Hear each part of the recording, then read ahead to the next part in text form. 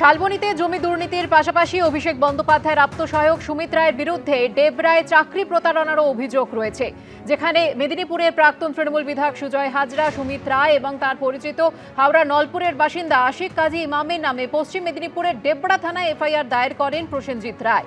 তার দাবি, বিভিন্ন সরকারি দপ্তরে স্থায়ী চাকরির সুযোগ রয়েছে বলে 2023 সালে জানিয়েছিলেন তৎকালীন তৃণমূল বিধায়ক সুজয় হাজরা। ডেবরায় একটি হোটেলে সুজয় হাজরা হাওড়ার বাসিন্দা আশিক কাজী ইমামের সঙ্গে পরিচয় করান। চাকরি দেবার নামে 24 লক্ষ টাকা নেওয়া হয় বলে অভিযোগ। এই আশিক কাজী বলেছিলেন, অভিষেক বন্দ্যোপাধ্যায়ের পিএ সুমিত রায়কে টাকা দিতে হবে, না হলে চাকরি হবে না।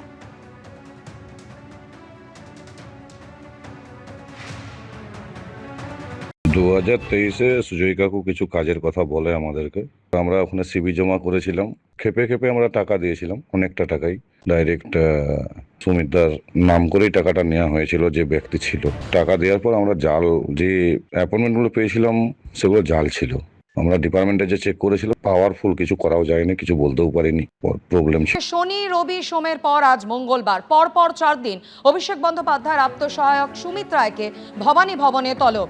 এর আগেও আপনারা জানেন 3 দিন সিআইডির জিজ্ঞাসাবাদের মুখোমুখি হয়েছিলেন এই সুমিত রায়। আজও 10টার আগেই পৌঁছলেন তিনি।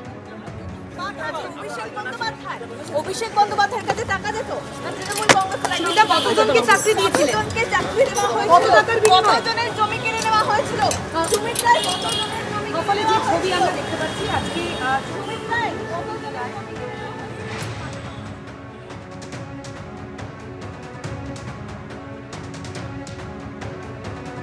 এই বিষয় নিয়ে আরো বিস্তারিত জানতে সরাসরি কথা বলে নেব। আমাদের সঙ্গে রয়েছেন প্রতিনিধি ময়ূক ঠাকুর চক্রবর্তী। ময়ূক, এর আগে শনি এবং রবিবার জমি প্রতারণা মামলায় এবং গতকাল চাকরি প্রতারণা মামলায় সুমিত রায় সিআইডির মুখোমুখি হন। আজ তাকে কোন মামলায় ডেকে পাঠানো হয়েছে? জিজ্ঞাসাবাদ প্রক্রিয়া কি শুরু হয়েছে?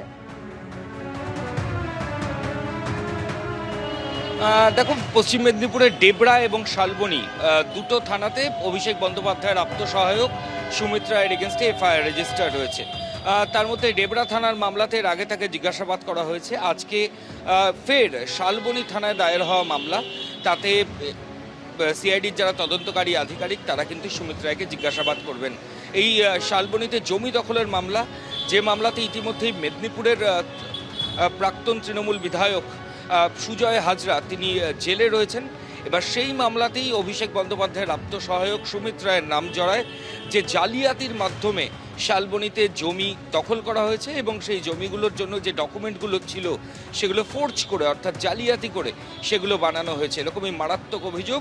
এবং তারপর প্লট করে সেই জমিগুলো বিক্রি করার চক্রান্ত করেছিল এই অভিযুক্তরা।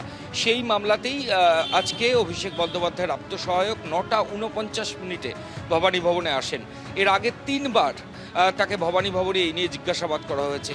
গত শনিবার তাকে প্রথমবার জিজ্ঞাসাবাদ করা হয়, দীর্ঘক্ষণ প্রায় 6টা পর্যন্ত জিজ্ঞাসাবাদের পর রাত 8টা নাগাদ সুমিত রায় বেরোন।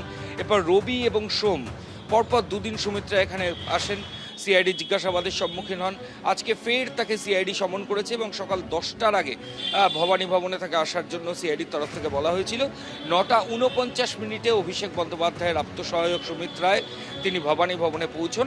এবং আমি আগেও যেমনটা বলছিলাম যে শালবনী থানায় দায়ের হওয়া মামলা, যার তদন্ত প্রথমে পশ্চিম মেদিনীপুর জেলা পুলিশ করছিল, যে তদন্তে অভিষেক বন্দ্যোপাধ্যায়ের বাড়িতে পর্যন্ত গিয়ে তালা ভেঙেছিল পুলিশ আধিকারিকরা এই সুমিত রায়ের খোঁজে। এবার সেই মামলাতেই সিআইডি সুমিত রায়কে জিজ্ঞাসাবাদ করছে। এর আগে তার বাড়িতেও তল্লাশি অভিযান চালানো হয়েছিল।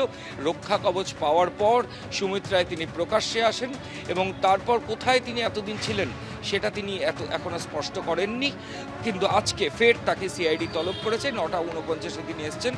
আর দেখার যে কতক্ষণ আজকে সিআইডি তদন্তকারী আধিকারিকরা শালবনীর মামলায় তাকে জিজ্ঞাসাবাদ করেন। ধন্যবাদ ময়ূক। এবিপি আনন্দ, এগিয়ে থাকে, এগিয়ে রাখে।